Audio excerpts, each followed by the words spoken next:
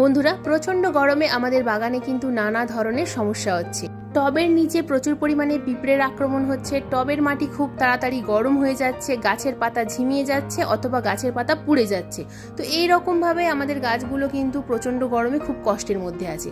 তো এই রকম গরম থেকে আমাদের গাছগুলোকে বাঁচানোর জন্য আমরা এই ধরনের স্ট্যান্ড কিন্তু ব্যবহার করতে পারি। তো আমি যে স্ট্যান্ডগুলো গাছের জন্য ব্যবহার করি সেগুলোই আজকের ভিডিওতে দেখাবো। বন্ধুরা, এই যে স্ট্যান্ডগুলো আমি ফ্লিপকার্ট থেকে অর্ডার করেছিলাম, তো আজকে চলে এসছে, সেগুলোই আজকে তোমাদের দেখাবো যে কি ধরনের স্ট্যান্ড ব্যবহার করলে গাছের জন্য খুব উপকারী। তো তোমরা কিন্তু লোহার দোকান থেকে ভালো স্ট্যান্ডও তৈরি করতে পারো। তো আমার বাগানে লোহার স্ট্যান্ডও আছে, কিন্তু যে স্ট্যান্ডগুলো খুব সস্তায় এবং খুব ভালো কাজ করে তো সেগুলোই আজকে দেখাচ্ছি। দেখো, এক একটা প্যাকেটে 4টে করে স্ট্যান্ড থাকে। তো এই স্ট্যান্ডগুলো তোমরা কিন্তু খুব সহজেই তোমরা গাছের জন্য ব্যবহার করতে পারো। সরাসরি ছাদের ওপরে যদি তোমরা টব রেখে দাও তাহলে টবের মাটি খুব সহজে গরম হয়ে যাবে এবং টবের তলায় প্রচুর পরিমাণে পিঁপড়ের আক্রমণ হবে। স্ট্যান্ডের পায়ে লাগানোর জন্য এরকম কিছু রাবার দেওয়া থাকে। তো এই রাবারগুলো দেখো আমি লাগিয়ে তোমাদের দেখাচ্ছি। তো সরাসরি ছাদের উপর রাখলে অনেক সময় ছাদে দাগ হয়ে যেতে পারে, সেই কারণে এই রাবারগুলো দেওয়া হয় এবং খুব ভালোভাবে এইগুলো কিন্তু এই স্ট্যান্ডের পায়ের সাথে আটকে যায়।